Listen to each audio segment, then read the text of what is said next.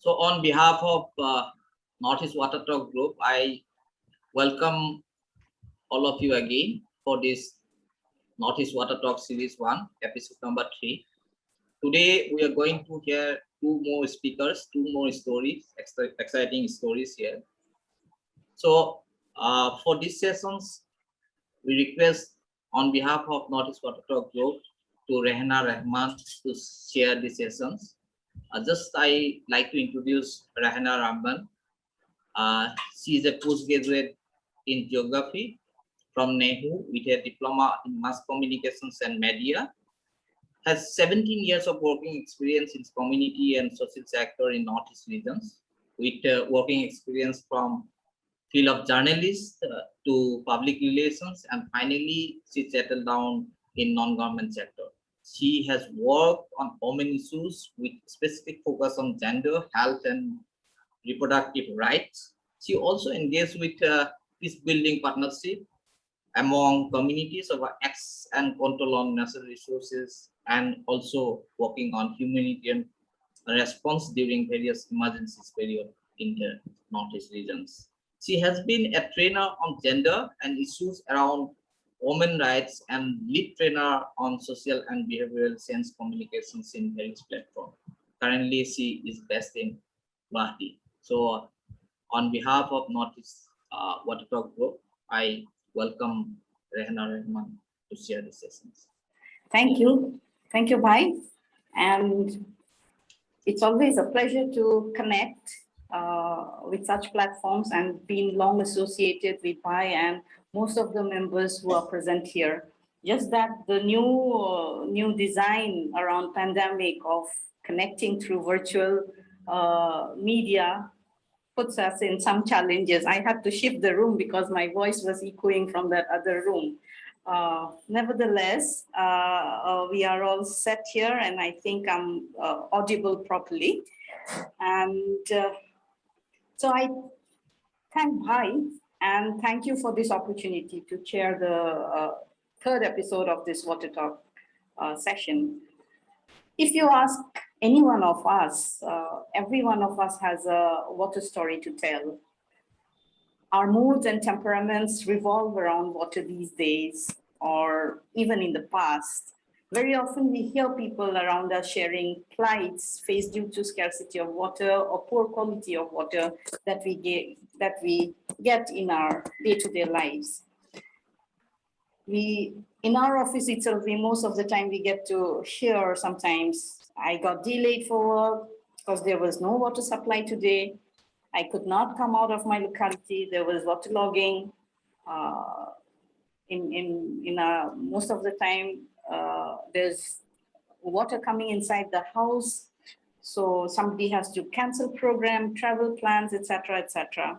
So that's how our, in the contemporary urban context, our life revolves around water. That's one aspect of it. When we look back around, say, 30 to 35 years ago, one can actually tell a story around water with some point of reference of comparing the situations in the past and from that of today's. And most of you would agree that the number of various natural springs or sources of water have decreased and died or no longer exist for different reasons. And the reasons we all know what are those reasons. Not to dismiss the fact that the hardship of carrying water continues to exist even today, especially for women, but the natural sources of water has disappeared and are not available as it used to be in the past. With such a situation, not only people face water crisis, but many other essential fabrics of life is lost.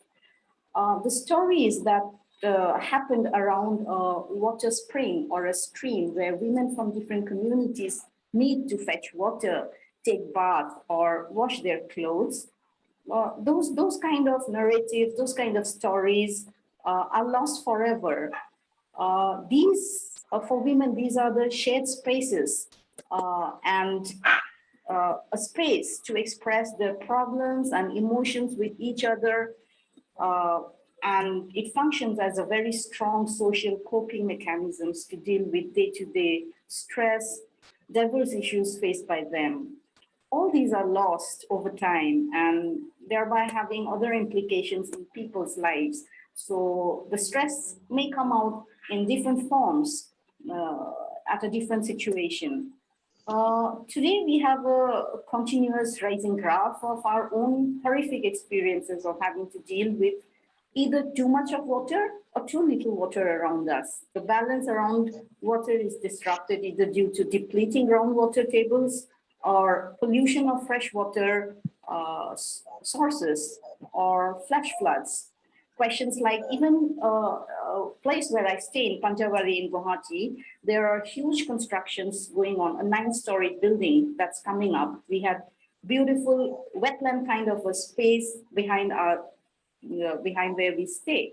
But that's where these constructions are coming up, and the 2-3 borings that they have done, we are scared whether when the construction is done and people occupy these flats, whether we'll have continue to have our own water sources available, whether we'll have to move from this house to some other place. But the question is like, where do we go? And that's the question. So taking this liberty of sharing the session, I would quickly like to share 2 stories, very quick stories, 2 instances rather, which have left very deep marks on my memory and experiences. One is that in Manipur, while we were traveling back a couple of years back, traveling back from Ukhrul through the hills, and in the middle of the road, we see one person coming from the opposite direction, gets off a shared auto rickshaw at a point from where he will take the narrow lane up the hills, perhaps to his village located in this lush green mountain area. So he gets off with 2 crates of packaged drinking water and starts walking up. So the feeling of sadness and misery was what I sensed at that moment, a strong feeling like even you kind of a situation, like you live in such a beautiful mountain area and you also have to carry these water bottles. The other story is a very positive story, which we experienced when we had visited together with some friends from Nagaland and Assam to a place called Darewari in Ahmednagar district of Maharashtra. And there we saw that this was more like, it had turned into more like a semi-arid area, and people were facing acute water supply, water crisis. So they're there together with the private organization, WOTR, Watershed Organization, Watershed Management Trust, and government, and together with the local communities, they have done a whole lot of treatment from the ridge to valley by doing the earthen trenches and contours, by capturing the surface runoff water and retaining water. So thereby the groundwater table was rising and people had revival, rejuvenation of forests and ecosystems in this semi-arid area. So it's not that the fact, we all know there are ways to handle the crisis, but the question is again, how far the decision makers are willing to engage with the community, indigenous community, and listen to them. With these 2 narratives, let me take the opportunity to introduce the first speaker of today's talk. I'm happy to introduce Megang Ajay Mohan Doley from Assam. He's currently connecting us from Tinsukia district of Assam. Ajay is a student activist and social worker who is closely associated with TMPK, All Mission Students Union, for the past 15 years, one of the national organizations of Mission nationality, which happens to be the 2nd largest tribal population of Assam. So during his tenure as the assistant secretary to the TMPK, Tinsukia District Committee. He was assigned with the responsibility of Otsur, the mouthpiece of TMPK, and he successfully served as the editor to the mouthpiece for 2 consecutive terms. He was a student of English honors in Tinsukia College and currently pursuing his law from BRM, Government Law College in Guwahati. Another remarkable achievement of Ajay, need to mention this, that under his strong leadership was a movement called Laika Dodhia Movement for Rehabilitation, which gained momentum, compelling the ruling government of Assam to form a high-level committee for setting the Laika Dodhia issue for the first time. He is the founding member of River Green NGO, which works for the riverine people and wildlife conservation. He's also the coordinator of the Eastern Himalayan Youth Coordination Committee for Climate Change. So without much delay, let's hear from Ajay, the story which he aptly calls "Water is Where It All Begins." Over to you, Ajay. Hi, thank you, Rehana, for your introduction, and thank you, Northeast Water Talk, for giving me this opportunity to narrate a story from uh, my area. And this story is a bit like a migration history from where displaced people come together to venture a new land for like habitation, and this is exactly not like this migration history. A little bit during that time, uh, water was the how water due to water crisis, how people were struggling. So I'd like to talk a little about my story. My story goes back to the district of Dhemaji in Assam, Upper Assam. That was in the year 1995 to 2000. During that time, there was a worst flood situation in the Dhemaji district due to overflowing of Brahmaputra River, mighty Brahmaputra. Due to that, people were displaced. Numerous families were displaced from their own habitat. Due to that, like 1989 to 2000, about uh, 2000 families were moving out from their villages, original villages in Dhemaji district called Sisitongani area. From the village, people started migrating to Upper Assam in district of Tinsukia, even in Arunachal, in charge of a land for habitation.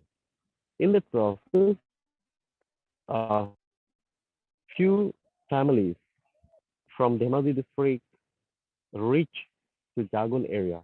Then this Jagun area was very dense forest area. It is just adjacent to Stilwel Road. I think everyone has heard about the Stilwel Road, which was constructed in the Second World War. From that time, people started clearing forests nearby Stilwell Road for habitation.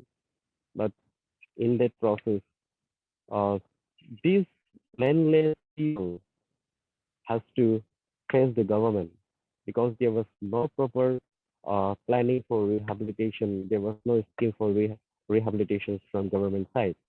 Uh, the people started clearing forests by their own, by illegally. Due to that, these people have to face the cruelty of the forest department in the process. These people's houses were burned down. 72 times eviction was carried out in this new settlement area. During that time, there was no source of water for drinking. The people who were coming out from their uh, villages due to abundance of water due to flood situation, these people, when they came to the area, they had started facing the crisis of water, drinking water. There was only a stream called Tinkopani Nala, which is a little stream. That was the only source of drinking water, or like house, uh, where we can fetch water for household uses. Like that, in the new land, due to the crisis of water, people started facing in different diseases. Different diseases started spreading all over this area. Due to that, many people have to lose their lives in the new beginning. During that time, due to crisis of water, many people have died, and due to drinking of polluted water, there was no safe drinking water during that time. Due to that, malaria, diseases like malaria, jaundice, hepatitis, uh, these were happening the, to the people. Due to that, many people have passed away. Gradually, people were starting settling here by cutting jungles, clearing forests. Uh, in the gradual process, people started digging well, Kacha well, and due to ground stone, here we cannot bore hand pump during the time. That is why people used to dig well, and from that time, again the problem started mm, people started planting tea plants. This village is covered by tea plants. The cash crops of the people are, uh, are tea.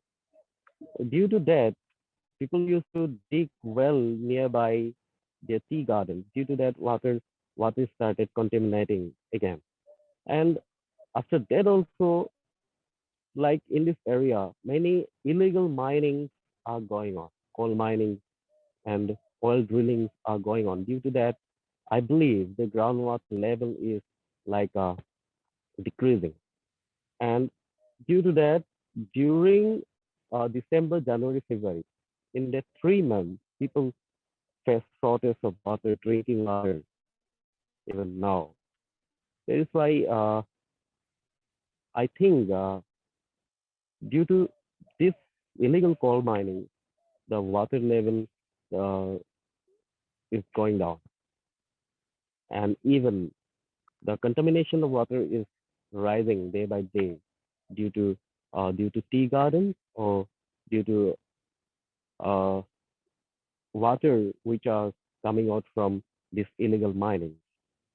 And because of that, even now people are uh, facing many problems. People are suffering from many diseases. Jaundice is a common disease here, and every year about 200 to 300 people fall fall in jaundice. I think because of the contaminated water only, these people are suffering from these diseases. And I don't want to take much time here.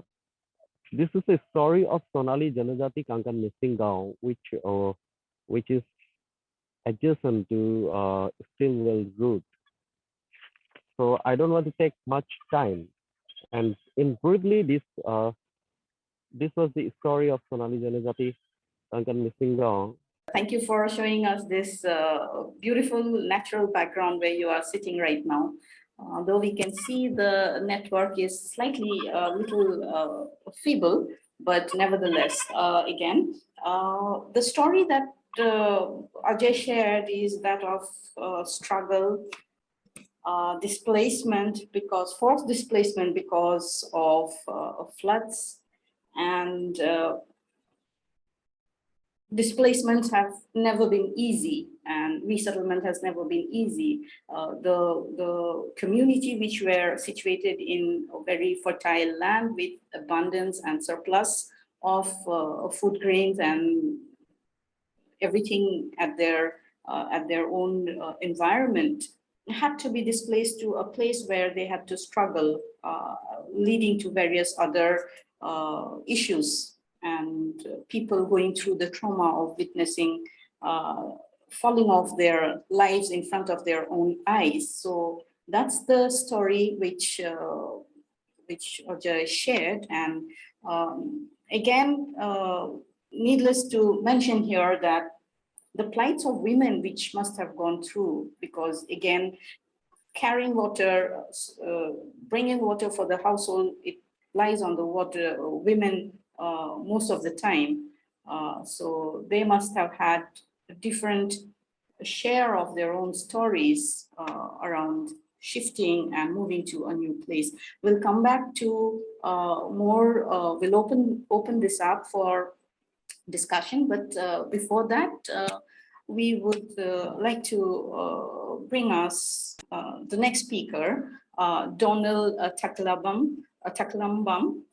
Donald has been working as, Donald is from Manipur, and he's been working as a research associate in with indigenous perspective, and a recipient of the Smriti Kothari Fellow 2020. He's a Smriti Kothari Fellow of 2020. As part of the fellowship, he documented on the impact of pandemic on the fisherfolk communities in and around Loktak Basin.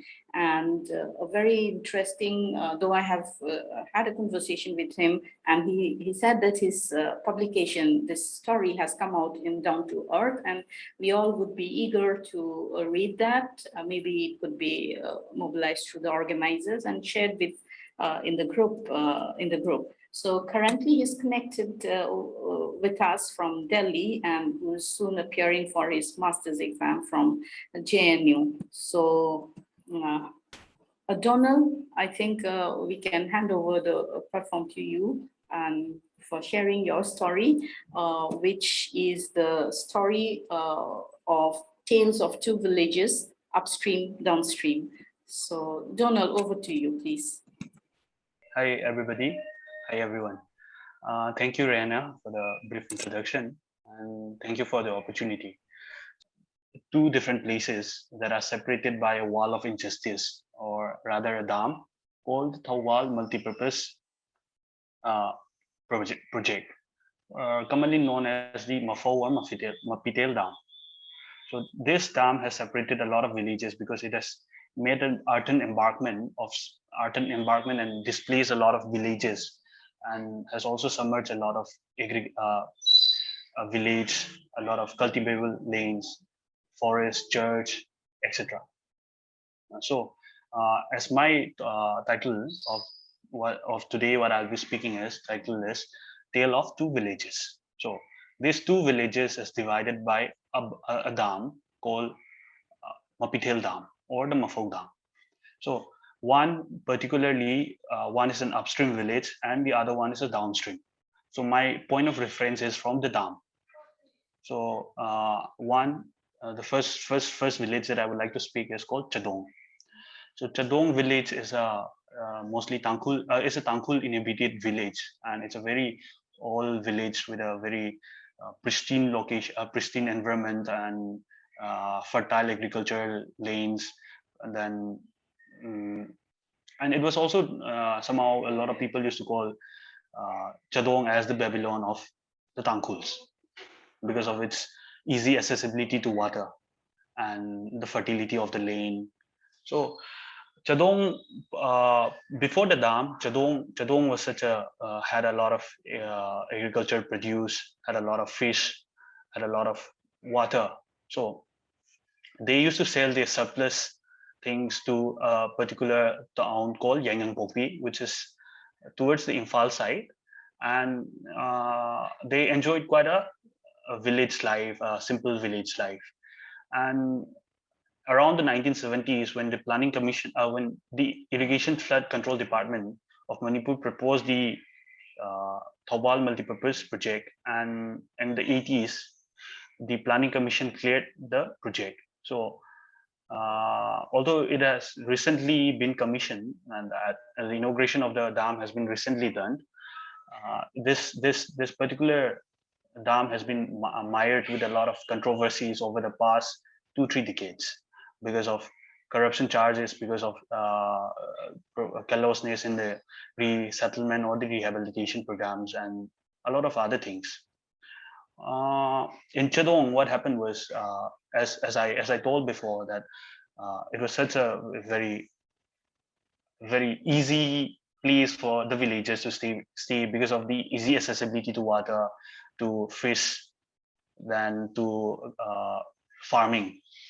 But after the dam, since the original settlement got submerged inside the water, they were forced to dislocate, to relocate to another places higher up the hills, and there was a resistance around the dam, that there were different positions around that the dam should be made, or whether the dam should not be made, or on how much do they expect of the resettlement package. So eventually, as like greater movements and resistance have always been split up successfully, the village is now split up into three different villages. So they are around 3 chadongs, new chadongs after the dam. And in present day Chadong, in the new settlement, like if one steps out from any of this of this new settlement from this houses, then one sees a very big vast area of water, but there is no water for them, because the streams and all that used to feed them is now on the other side of the dam, on the other side of the settlement. And also there are seasonal springs and all that is not able to feed the population of the village. And also during the rainy season, it is the area is so slippery and muddy that it is very difficult to even fetch a bucket of water. And if rainwater harvesting has though started in the village, because of its scarcity, it is very hard. Even if there is excessive rainfall, leads to making the water more muddy or filled with pura silt.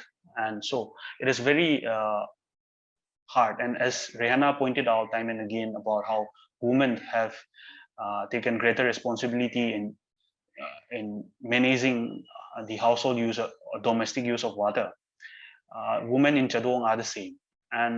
But other thing that has just arisen after the dam is, since the geographical area from where the water is sourced is so distant, it is not physically viable for a woman to go and fetch a bucket of water. And so men take up the extra work now. And also now the village buys water. For every 500 liters of water, they buy at around 250 to 300 rupees from private water suppliers. There are other issues surrounding this village and other villages that have been submerged in the upstream or dislocated or relocated in the upstream. But I would like to just end it up here for the upstream, and now going to the downstream is a very different issue. So what happened in the downstream was, the last time I checked up, there was no much of India's policy towards the downstream users of the downstream area of a dam. So the dam, we are talking about this particular village called Tumukong, which is a Meitei populated area, village. And this village used to sustain itself by this river. This river used to provide them water for irrigation in their fertile lands and in the fertile paddy fields. They used to fish from the river, and fish from this river had a huge demand in the market because of its taste. And also during the lean season, there was sand mining, and they used to remove boulder from the rocks, boulder from the river beds, and they used to sail it. So this is how this small village of Tumukong used to sustain itself. And once the dam was built, a lot of villagers from Tumukong were associated with the building of the dam. They were either truck drivers, they were manual laborers, or a lot of things. They took up a lot of work in the construction of the dam. But then they started the fear of how they will lose up, and because at the starting they did not understand what this dam would bring to them. Although a lot of promises, miraculous promises have been promised to them that this dam will make fishing more easier for them, and a lot of different other opportunities were promised to the villagers. So they got somehow fooled, and after they realized these things, they organized themselves in a form of a union called the Mapithel Dam Area Chingtam Organization. So it is, if you look from the etymology of the organization itself, the word Chingtam signifies the hill and the valley. So it also brings in the unity between different other social, other ethnic communities along, like the Meiteis, the Tangkhurs, and the Kukis. So resistance around this dam has been always there, but it has not, although it has not been successful, but the resistance is always there and still there today. And Donald, you have another 3-4 minutes left. Yeah. So yeah, I would just like to sum up quick. And my visit to this place, this village in Tumukong for my groundwork was very heartbreaking, because what I found was there are ponds being dug inside the river, and it was such a different side, and I was like taken aback when I saw ponds inside the river.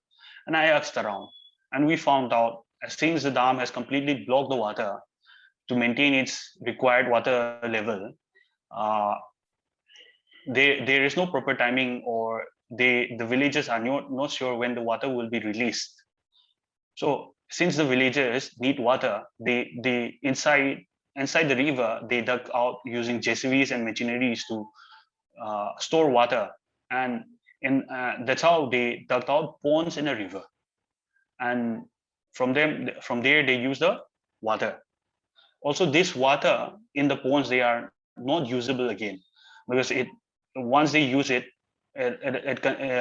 brings them skin rashes or allergies or different type of infections. And the water has a lot of methane contained in it, and it smells so bad, and it's not feasible for users anymore. So then the sand mining and collecting pebbles from the riverbed has all gone. Fishing is gone. No fishes are there at the river anymore. So once Tumukong was such a huge producer of fish also, and they used to sell it in the market. Now they buy fish from all the way from Andhra Pradesh and Hyderabad and sell it at a local shop there in the village. So the dam has completely altered the lifestyle and of the two villages. Interestingly, one woman told me that the dam took away their freedom. The freedom, as in, because their sand, their rocks, their water, their fish is taken away. So this is how I would like to end here. Thanks. Thank you, Donald. Very heartbreaking story. A place which was connected upstream and downstream. There was no upstream and downstream as such. Two villages were connected through the river. They shared cultural heritages, but with the construction of the dam, the whole dynamics changed. There were people got separated. Their interests were different, and that was where even the advantage were taken of them by different agencies. So these are the two stories that we have with us today. And with this, I would like to open the floor for discussions. Can anyone, you may please raise your hand or come online, please. Any questions? What we hear from Donald on the upstream downstream is that the typical thing that we hear keep hearing from Assam also, the lower to boundary issue. though there was coordination of upstream and downstream people in the movement, but a lot of progress was made in terms of the anti-dam movement in Assam. And in fact, NHPC was pushed to do many studies. In our case, there was no study. So I think there is a need now, with a lot of case study coming up from across the Northeast and also other parts of the world. There's a need now to push together for a downstream impact study, because we have seen lots in Manipur, in Thai Bharat, in also here. I don't know if there's a need. I think that some sort of collaborative work between Assam, Manipur, and other places. So that's the immediate comment that is in my mind. Thank you, Ram. Yes, the plights of the downstream people are not considered. In fact, they are held responsible in this current situation of Mapital Dam, and it's a good suggestion from your side that maybe even Arunachal Pradesh, Assam, Manipur can come together and come for a downstream impact assessment study. Also, other thing that I forgot to add was, so in the downstream, other thing that that is bothering them is they are not so sure about the dam. The Comptroller Auditor General of India has also stated about the poor quality of the construction of the dam. So there is always this fear psychosis around the villages in Tumukong that the dam will break, and if the dam breaks, then the village will be completely wiped out. So whenever the water level rises, or whenever there is rainfall, there are situations where the village appoints watchmen and all to look at the water level, or to give a watchman. Very true, very true. Even in down there in Yazali and all, similar situations have been faced by people where there is no alarm, or a very sudden alarm goes off for release of water, where people, along with people, there are livestock which gets drowned, flooded away, and farmings which are affected big time. And that's been dam-induced displacement and resettlements. These have been considerable impact on the social stability and livelihoods of the displaced people. For decades, it's been an adverse environmental and social consequences even, and especially on the negative impacts on the displaced people who make ways for these dams, and eventually they are the worst sufferers. Any other questions? Do I see anybody raising hands? Yeah, it's me, Zion. Good afternoon, everyone. Yeah, hi. So it's really interesting regarding the two stories, and the chairperson is really doing well. And regarding Mizoram, which I would like to add is that I would like to share is that we can't share the stories with our neighboring states, because we had these two dams quite recently. So there is no such studies yet from our side also, but nowadays it comes up in one newspaper that I saw, that one of our second largest dam in Mizoram, which is called Selvi B, which was located in the Kolasip district, has become lesser and lesser, the water. It's mainly due to that the forest on the trees and all those things used to cut down and were not protected. So the river has, the dam has got lesser water year by year. And I think from today's story, we will try to have some, we have to study some thing, what impacts it has to the neighboring and to the villages. And moreover, I would like to add one thing. regarding this water problem, which I really want to check it, and we did also mention to our state authority also that I don't know whether you have this kind of problem in your state or not. Here in Aizawl and the nearby areas, many people have started constructing these picnic spots, and in Yes. all those picnic spots, they used to build a swimming pool where they will take water from the nearby uh, rivers, especially small rivers. So they are really causing problems to the nearby villages, and especially to the uh, natural, like the living beings, where on that who is supported by, who are depending on those small rivers. So this kind of setting up picnic spots and luxurious centers, let us say, is hampering a lot of human.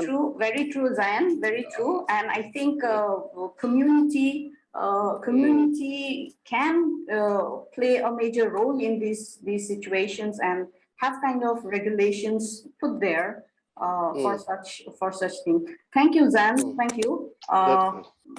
May I request anybody to put their thoughts across these two stories or any other matter related to this, please?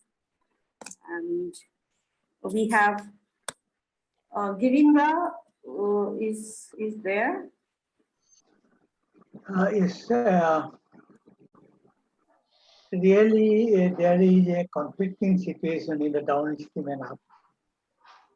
So downstream has a lot of impact of dam, but we don't have many dams here. Proposals are there. So we have to motivate the people on the imaginary disaster. So motivating people for imaginary disaster is not possible. Therefore, whatever small dams have already constructed here in Northeast, from that, real stories come up, and that stories will definitely give guide to the future action. Otherwise, I don't think that it will go. Thank you. True, Girinda. Right. We've got comments here from Mirza, who says that unregulated tourism has led to various kinds of creating issues along the rivers and stream across Northeast India, and we need to have a dialogue on these matters. And yes, Donald has responded, and very true. The awareness generations amongst the people by active intervention of civil society is what is needed, and the rights defenders have been successful to empowering marginalized communities to a certain extent. There are instances where, because of these awareness programs, people have received knowledge and information and have come ahead. But the actual reason for a solution is that we don't know. For decades, there's been adverse environmental and social consequences on affected people. Perhaps we could push for governments for considerable analysis and attention to ensure that post-resettlement outcomes and support mechanisms are improved, and that affected communities are made better off as a result of being resettled.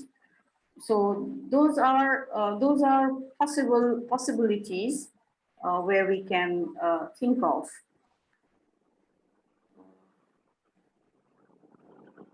Manas Jyoti has written the entire idea of ecotourism is somewhat messed up. Over tourism over footfalls are problematic. There we have seen many places also. In Manipur also we have seen Chanu waterfalls, if I remember correctly, is where the though community has managed to set regulations, but the waste left behind through these ecotourisms are polluting the entire water resources and everything. So definitely the idea of ecotourism is somewhat needs to be re-looked into, and local communities are can play a very greater role in these. We have time left is 1 minute, and if there is no pressing thoughts on this, anybody would like to share anything, last minute thoughts? The garbage management, like we have given very little focus on garbage management. It is very relevant to the water logging, like no, how it is affecting our water bodies and all. Like, are the authorities, like no, the district administration or whosoever maybe, the way they should deal with the garbage management things, it has not been done. We are not bothered about the drainage systems and the garbage where we need to throw it, the biodegradable and the plastic kind of things. These things are also not taken much properly. And one thing I would like to add, though we say that the perception of dam is changed among the people, but especially in the hilly areas, like no, especially places like Arunachal and all, whenever we talk to the common people or whosoever, like no, the last time also we discussed, still people, majority of the people, they welcome mega dams. They feel that the dams and the tourism, it's an opportunity, it's a livelihood. Like they don't see that the impact in a in a long term. They see that Right, immediate. Hema. That's true. That's true. The whole perception at some point of time, a lot of people do support it, but did not anticipate the destruction it would leave behind. So we need more and more discussion on this, like you know, how we are going to like how this will impact our whole system. Like you can see the artificial flood in Tejpur also, a place like Tejpur, where there were like we never had an incident of flood in Tejpur. Like you can see that artificial flood in many big cities. Definitely, also, yes, Hema. I can understand the flash floods having in Tejpur, where these are not these are the results of the damages that have been happening across the catchment areas, and we have to look into the beyond geopolitical boundaries for finding some way of solution. Hema, I'll have to stop you here, please. Yeah, thank you so much. Ravi bhai, yes, please. Now, I just wanted to say one very important issue now. See, like Ajay explained, so many people are homeless and looking for rehabilitation, resettlement. Similarly, you have some 30,000 families in Majuli, now Laika Dudia, now Jagun. So there are many thousands of people are homeless, and they have no legal documents for resettlement, rehabilitation, and government doesn't have also concrete policy for them. So Ajay's question is a very big question for the river basin. And when there is no document, no legal position, then they will definitely be facing long-term water crisis, electricity crisis, road crisis, everything. So this has to be given a very serious thought at policy level, at our level also. We have to really advocate on behalf of these people, because I have seen in Dhemaji many villages are becoming displaced every year, and there is no answer. So the Ajay's story has a very, very challenging situation all around. I don't know if we can really come up with a policy paper on this and persuade government of Assam. First of all, we have to take stock of all the districts flood displaced population. That itself is a big Herculean Herculean task. task. Yes, Yes. yes. So this is a suggestion that we should think seriously about those families, riverine people who are displaced. It has other community also, but by and large it is missing. But other communities are also there, very few percentage. So that is one thing thought is coming to my mind. Yes. Thank you, Ravida. So, which is true again for many other places. Chadong area where the entire community, the village has submerged. The church which is seen, when I had visited, I saw just the tip, the cross of the church. That was what was visible. People were given alternate opportunity of doing ecotourism in those places. Think of the trauma also that people who are riding boats and entertaining tourists has to suffer. What is going on? Their whole houses and their lives are buried under the water. So in addition to all the losses that people face of displacement, it is also the trauma, that psychosocial trauma that one goes. So how do we even measure those in terms of compensations when we are talking about compensations?